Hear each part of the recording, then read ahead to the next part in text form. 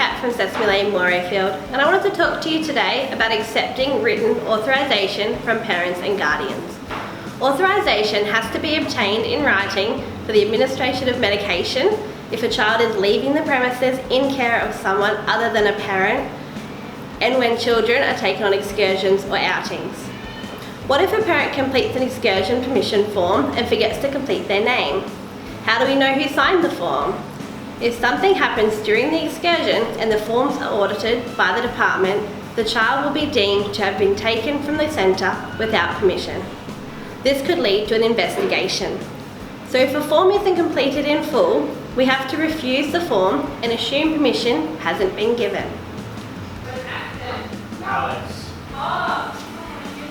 Hi Tanya, how are you going today? Hi Kat, good thanks. That's good. I've just got a medical authorisation form here for Michael for his ear infection last week. Oh yeah. Is he still on the antibiotics this week? Yeah, actually that's a good point. He has to take it for the rest of this week as well, because Okay. it's a 2-week course. Yeah, no worries. I'll have to get you to fill out another form for it.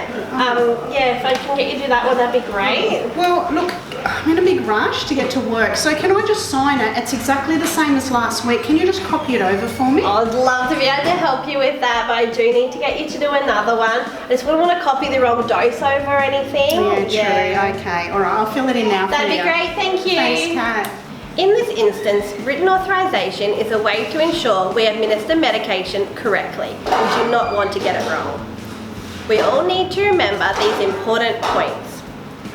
Firstly, make sure that authorisation forms are completed in full by the parent or guardian, including the name of the child, the date, and the signature of the parent or guardian. Check that all areas of the form have been completed, including any tick boxes or circle questions.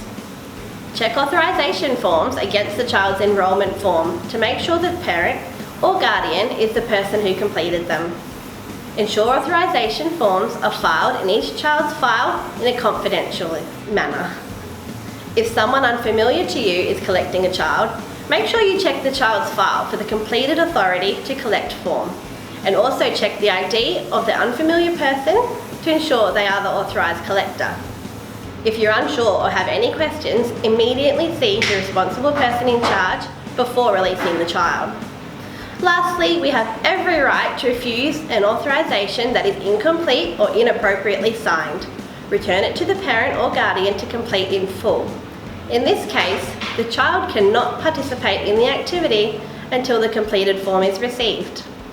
These procedures are in place to protect our children and to ensure parents and guardians are the decision makers about their children. Failure to comply can also lead to hefty fines, which can be imposed on the nominated supervisor, the responsible person in charge, or even educators. So let's make sure we check and cross-check our authorisation forms.